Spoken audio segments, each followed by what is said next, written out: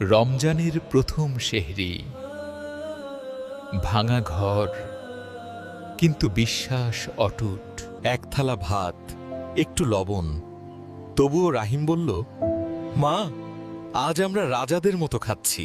মায়ের বুক ভেঙে যায়, তবুও তিনি হাসেন। নতুন রোজা, নতুন পরীক্ষা। মাত্র ৯ বছর, তবুও ৩০টা রোজার নিয়ত। প্রলোভন সামনে, কিন্তু সে চোখ ফিরিয়ে নেয়। আল্লাহ, আমি তোকে ভালোবাসি। ছোট কাঁধে বড় দায়িত্ব। পানি খা। আমি রোজা রাখছি।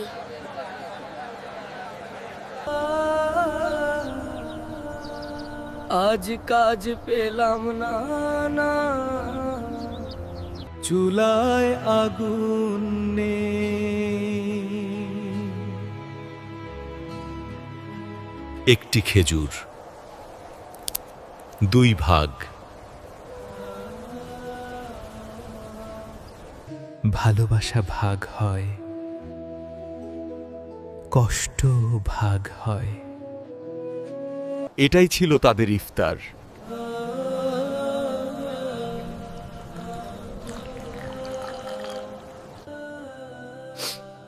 আল্লাহ, আমার মা যেন আর কাঁদে না।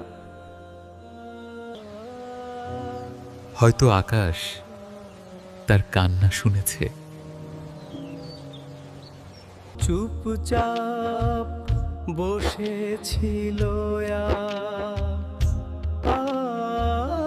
যাবেন, কেউ একজন লক্ষ্য করছিল তাকে।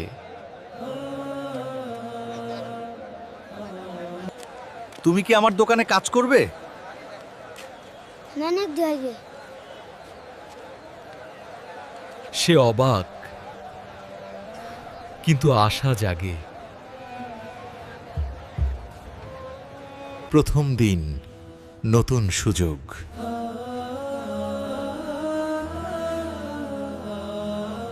৳1 কম বেশি নয়।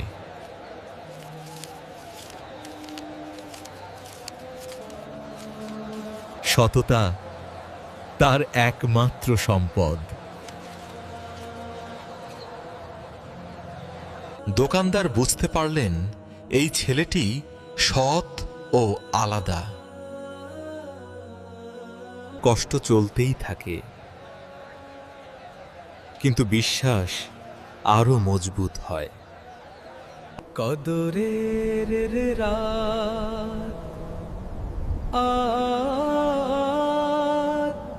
মসজিদের ভিতরে 2 হাত তুলে কাঁদছে রাহিম।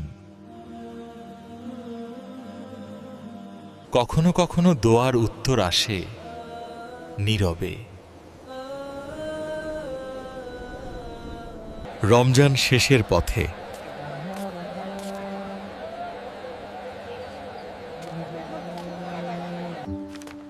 এটা তোমার বেতন। হ্যাঁ, প্রত্যাশার চেয়ে অনেক বেশি।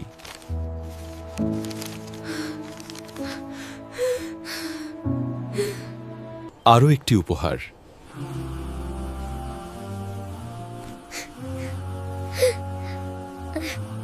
এটাই তার জীবনের প্রথম ঈদের জামা।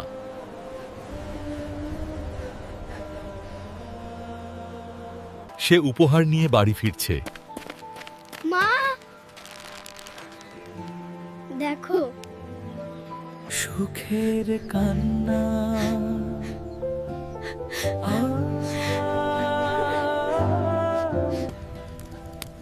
অনেকদিন পর ঘরে রান্নার গন্ধ। ঈদের সকাল, কিন্তু সবচেয়ে বড় আনন্দ বিশ্বাসের জয়। আল্লাহ ধৈর্যশীলদের সাথে আছেন।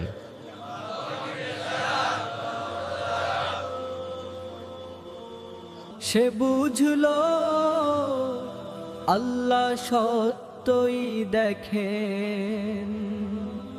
এই গল্প শুধু রাহিমের নয়, এটা আমাদের সবার। এমন আরও গল্প শুনতে গল্পের আলো ইসলামিক স্টোরিজ চ্যানেলটি সাবস্ক্রাইব করুন, ভিডিওটি শেয়ার করুন।